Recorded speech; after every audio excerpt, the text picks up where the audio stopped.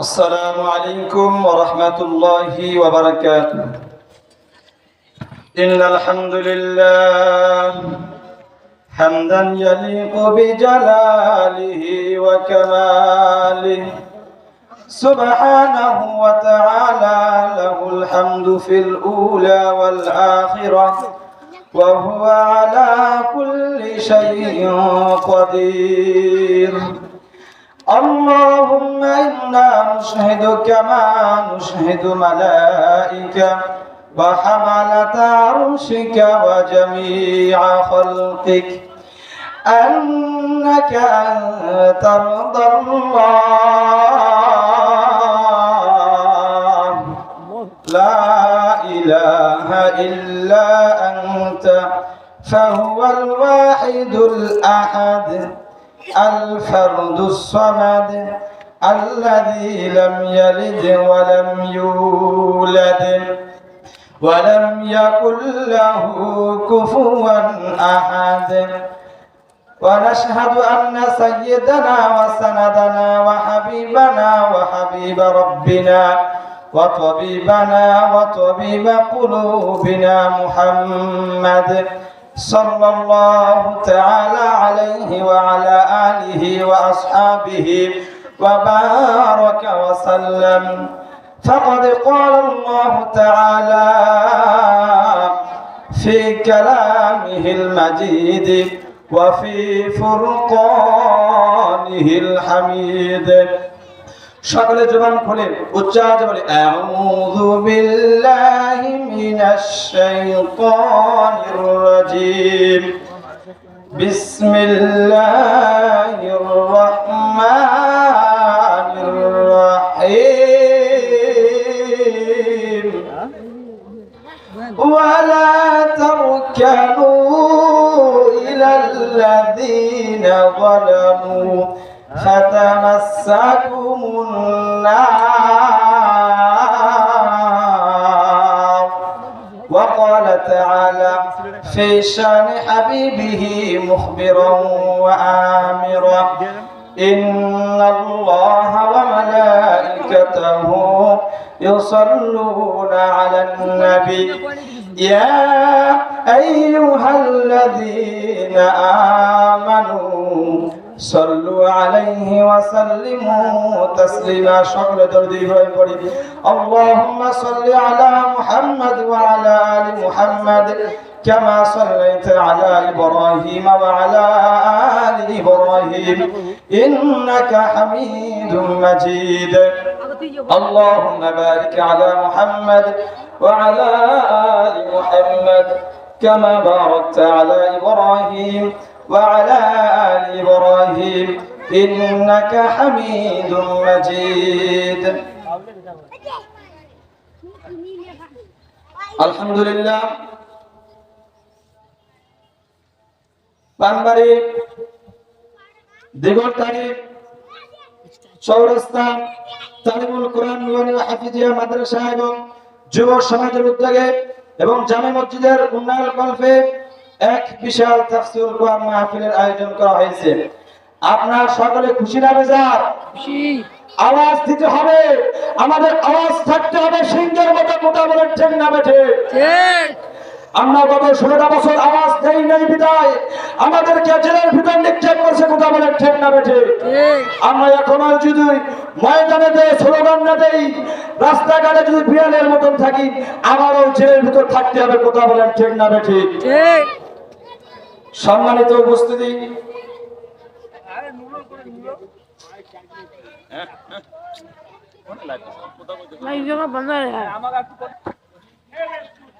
আমরা সর্বপ্রথম সেই মালিকের দরবারে লাখ শুকর আদায় করি, যে মালিক আমাদেরকে উন্মুক্ত মাহফিলের সুযোগ করে দিল। সকলে বলে আলহামদুলিল্লাহ। বিশ্ব নবী জনাবে পাক মুহাম্মদুর রাসূলুল্লাহ সাল্লাল্লাহু আলাইহি সাল্লামের উপর সংক্ষিপ্ত আগে দরুদ পড়ে সকলে সাল্লাল্লাহু আলাইহি সাল্লাম। আল্লাহ তাআলা বলেন লা ইন শাকারতুম লাযিদান্নাকুম ওয়া লা ইন কাফারতুম ইন্না আযাবি লাশাদীদ। এ আমার বান্দা বান্দীগণ, তোমরা আমার শুকর আদায় করো, আমার নিয়ামত পেয়ে যদি তোমরা শুকর আদায় করো, আমি আল্লাহ তোমাদের নিয়ামতকে বাড়িয়ে দিব। বলি সুবহানাল্লাহ। আর আমার নিয়ামত পাওয়ার পর যদি আমার নিয়ামতের শুকরিয়া আদায় না করো, বান্দা তোমার কাছ থেকে নিয়ামত ছিনিয়ে নিব। তাই শেষ নয়, ইন্না আযাবি লাশাদীদ, এবং কঠিন কিয়ামতের ময়দানে তোমাদেরকে নার নামক সাকর নামক জাহান্নামের ভিতর নিক্ষেপ করে দেওয়া হবে। কথা বলেন ঠিক না বেঠিক? এই যে শেখ হাসিনা তার বাপের জন্মদিনের দোয়ার মাহফিল করলো, পিসাবকে বললো আমার বাপের দোয়া করেন। পিসাব বললো আল্লাহ তাআলা বঙ্গবন্ধুকে জান্নাত থেকে বের করে জাহান্নামের সুন্দর জায়গায় ব্যবস্থা করে দেন। কথা বলেন ঠিক না বেঠিক? কারণ কি, তাদের মুখে কোনো শুকরিয়া নাই। আল্লাহর নিয়ামত পেয়ে তারা শুকরিয়া আদায় করলো না। আওয়ামী লীগের জামানায় ঈদের নামাজ পড়ে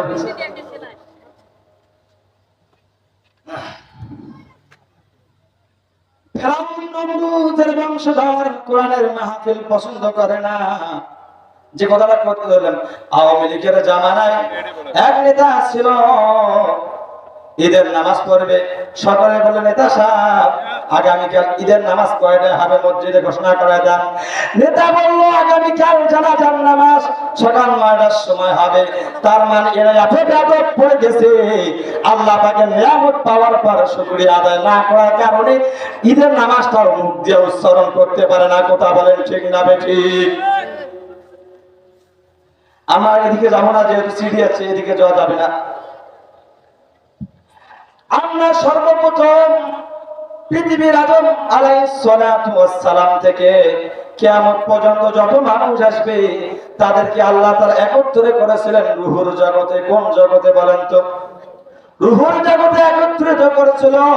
তখন আল্লাহ তাআলা বলছিল কল বালা, হে আমার বান্দা বান্দীগণ, আমি কি আপনাদের রব নয়? আমরা সকলে বলছিলাম আলাস্তু বিরাব্বিকুম, অবশ্যই অবশ্যই আপনি আমাদের রব।